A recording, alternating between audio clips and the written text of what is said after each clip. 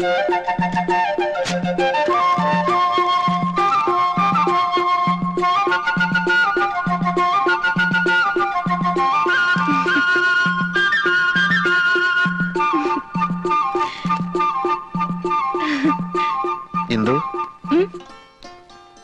ആരുടെ കത്ത്? എന്റെ കൂട്ടുകാരിയുടെ. നീ എന്ന് മുതലാ ടൈപ്പിന് പോകാൻ തുടങ്ങിയത്? കൊറേ ആയല്ലോ. ആഹാ, എന്നിട്ടെന്താ എന്നോട് പറയായിരുന്നത്? നീ പോകുന്ന സമയത്ത് അവിടെ ആൺകുട്ടികളൊക്കെ വരുന്നുണ്ടോ ടൈപ്പിന്? ഉണ്ടല്ലോ. ആരൊക്കെ? ഒരു പ്രദീപൻ, പിന്നെ ഒരു ബാലകൃഷ്ണൻ. ബാലകൃഷ്ണൻ ആ അധികാരിന്റെ മോനോ? അത് വേണ്ട. ഏത്? അവൻ ആള് ശരിയല്ല. അവൻ പോകുന്ന സമയത്ത് നീ പോണ്ട. എന്താ കുഴപ്പം? ഇങ്ങോട്ട് ചോദ്യമൊന്നും ചോദിക്കണ്ട.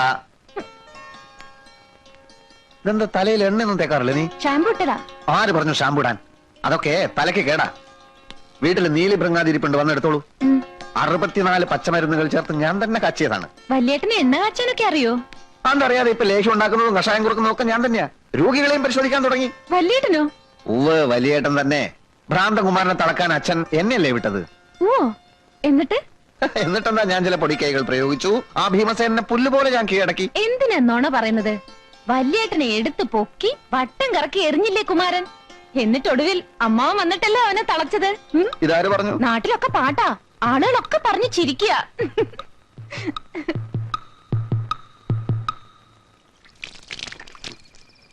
ആരാ ഈ നേരത്ത്?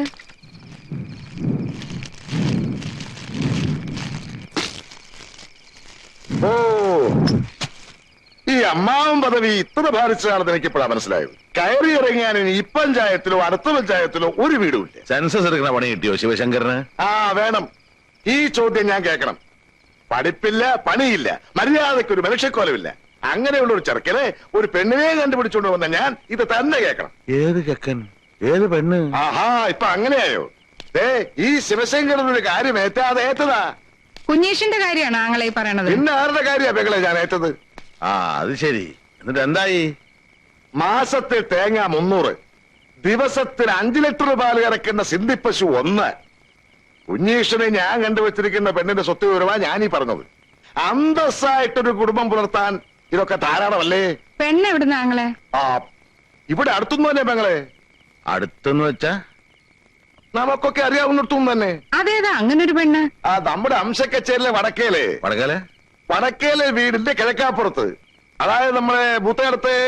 ഓ, മൂത്തേടത്തെ വീടിന്റെ അതിലുള്ള നമ്പ്യാരുടെ മോളായിരിക്കും. അതിന് വരെ പോകണ്ട. പിന്നെ മൂത്തയിടത്ത് തന്നെ. മൂത്തടുത്ത് കുമാരന്റെ മകള്. ഭ്രാന്തൻകുമാരന്റെയോ? ആ, അതിലിപ്പോ കുമാരനൊരു കുഴപ്പമില്ലെന്നേ. അവസാനം എന്റെ മോൻ ആങ്ങളെ കണ്ടുപിടിച്ചോണ്ട് വന്നത് ഒരു പ്രാന്തന്റെ പെങ്ങളെ അല്ലേ? ആ, ഈ ഇരിക്കുന്ന എന്റെ അളിയൻ സർവ്വരോഗങ്ങളുടെയും മർമ്മം അറിയാവുന്ന ഒരാളാ. പെങ്ങൾ അങ്ങോട്ട് ചോദിച്ചു നോക്ക്. ഈ വസൂരിയും കോളറയും ഒക്കെ പോലെ ഭ്രാന്തൊരു പകർച്ചവ്യാധി അല്ലെന്ന്. എന്നാലും അത്രയ്ക്ക് അങ്ങോട്ട് വേണോ? വേണം. ഈ ഒരു കുറവൊഴിച്ച മുത്തേളത്തെ നിലപാടിന് വേറെന്താ ഒരു കുഴപ്പം? പിന്നെ കല്യാണം കഴിഞ്ഞാൽ കുഞ്ഞുവിഷൻ ഭ്രാന്തകുമാറിനെ കെട്ടിപ്പിടിച്ചതാണോ കിടക്കാൻ പോണേ? എന്നാലും എന്നാലും ഇല്ല, ഇതങ്ങോട്ട് ഉറപ്പിക്കുക. ബാക്കി ഞാൻ നോക്കിയോളാം. കുഞ്ഞുവിഷൻ ആരെങ്കിലും ഒന്ന് കെട്ടിയാ മതി, എന്നേ ഉള്ളൂ. കല്യാണമെന്ന് കേട്ടപ്പോ തന്നെ ഒരാളൊന്ന് ഇളകിയിരിക്കുക. ഞാൻ പറഞ്ഞ് സമ്മതിപ്പിച്ചോളാം. പിന്നെ എന്താ?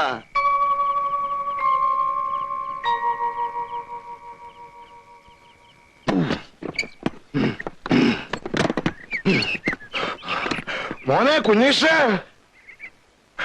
അയ്യോ എനിക്ക് വയ്യ, ഞാനിപ്പോ ചാവും. എന്തിനമ്മാവ ഇത്ര കഷ്ടപ്പെടുന്നത്? ഒരു 5 ഉറുപ്പ്യ കൊടുത്താൽ ആരെങ്കിലും സഹായിക്കും. 5 ഉറുപ്പ്യ കൊടുത്താൽ എനിക്ക് 10 പ്രാവശ്യം താടി പിടിക്കാം. നിനക്കറിയോ? നീ ഒരു കൈയും തള്ളിക്ക്. അല്ല, എനിക്കിപ്പൊ കുറച്ച് തിരക്കണ്ട, ഞാൻ നാളെ വരാം. അല്ലടോ, താൻ എന്റെ കൂടെ വാ. തന്നോട് എനിക്കൊരു പ്രധാനപ്പെട്ട കാര്യം പറയാനുണ്ട്. എന്താ അത്? ഒന്ന് തള്ളിക്കേ കുഞ്ഞുഷ.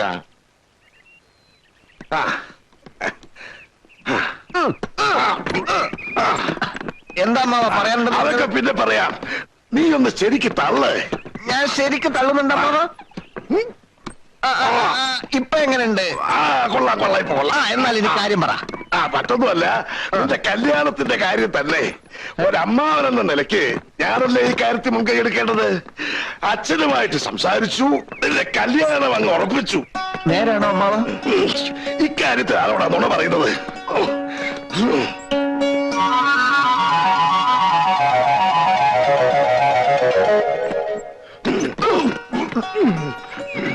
നീ തള്ളുന്നില്ല. ഇനി തീരെ സമയമില്ല. ഇനി അമ്മാവൻ തന്നെത്താൻ വലി. ഇന്ദു,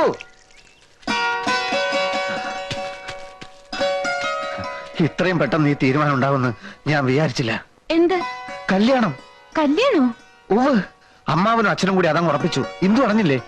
ഇല്ല. എന്നാൽ അതാണ് സത്യം. ഇന്ദുവിന് സന്തോഷായില്ലേ? എനിക്ക് പിന്നെ സന്തോഷം ഇല്ലാണ്ടിരിക്കുവോ? ഒരു കാര്യത്തിലേ എനിക്ക് സംശയമുള്ളൂ. ഉം. കല്യാണം കഴിഞ്ഞാൽ അല്ല വല്യേട്ടന് പണിയൊന്നുമില്ലാതെ. അതിനൊക്കെയുള്ള എല്ലാ പ്ലാനും ഞാൻ തയ്യാറാക്കിയിട്ടുണ്ട്.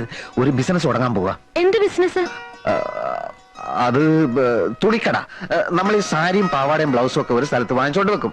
അത് വലിയ വില കൊടുത്ത ആളുകൾ വാങ്ങിച്ചോണ്ട് പോകും. നമ്മൾ ഒരിടത്ത് ഇരുന്നാൽ മതി, ലാഭം ഇങ്ങനെ വന്നുകൊണ്ടേയിരിക്കും. ഈ വൈദ്യര് ഡോക്ടർ എന്നൊക്കെ പറഞ്ഞ ഒരു പുലിവാൽ പിടിച്ച പണിയാ. ഈ കാലത്ത് ബിസിനസ് മാത്രമേ രക്ഷയുള്ളൂ. ഇത് മാത്രമല്ല, കല്യാണം കഴിഞ്ഞുള്ള മധുവിധുവിന്റെ കാര്യം പോലും ഞാൻ പ്ലാൻ ചെയ്ത് കഴിഞ്ഞു. അത്രയൊക്കെ മുന്നോട്ട് പോയോ? ബഹുദൂരം മുന്നോട്ട് പോയി എന്ന് വെച്ചാൽ ഏകദേശം ഊട്ടി വരെ. ഊട്ടിയില്ലോ? ഊട്ടിപ്പോയിട്ട്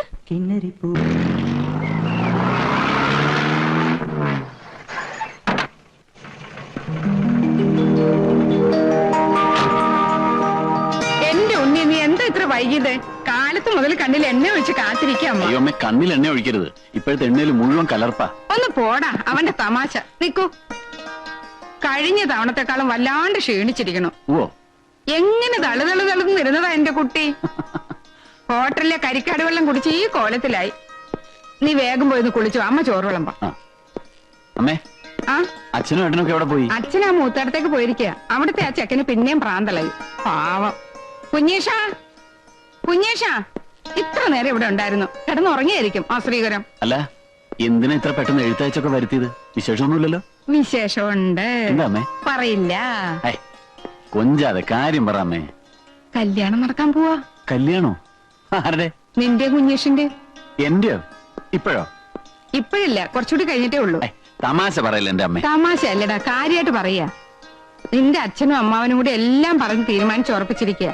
ഹൗസ് സർജൻസി കഴിയാൻ ഇനി 2-3 മാസം കൂടി ഉള്ളൂ. അത് കഴിഞ്ഞ് പ്രാക്ടീസ് ഒക്കെ തുടങ്ങി ഒരു 4 കാശ് കിട്ടി തുടങ്ങിയിട്ട് പോരെ കല്യാണമൊക്കെ? അപ്പോഴേക്കൊക്കെ ഉണ്ടാവുള്ളൂ.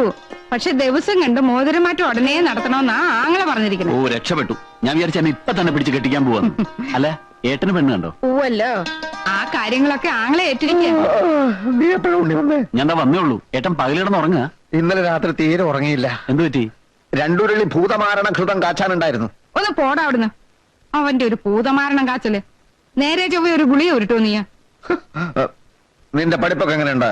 ആ, നടക്കുന്നു. പരീക്ഷയിൽ ജയിക്കല്ലേ? ആ, ആ. ജയിക്കണം, ഇല്ലെങ്കിൽ എനിക്കാ കുറച്ചില്. നാട്ടുകാരുടെ മുമ്പിൽ എനിക്ക് തല നിവർത്തി നടക്കാൻ പറ്റില്ല. ഞാനിപ്പോ ഒരു കൊല്ലം. നീ ഒന്ന് വേഗം പോയി കുളിച്ചിട്ട് വന്നേ പോ. ആ, ഇളിക്കണ്ട.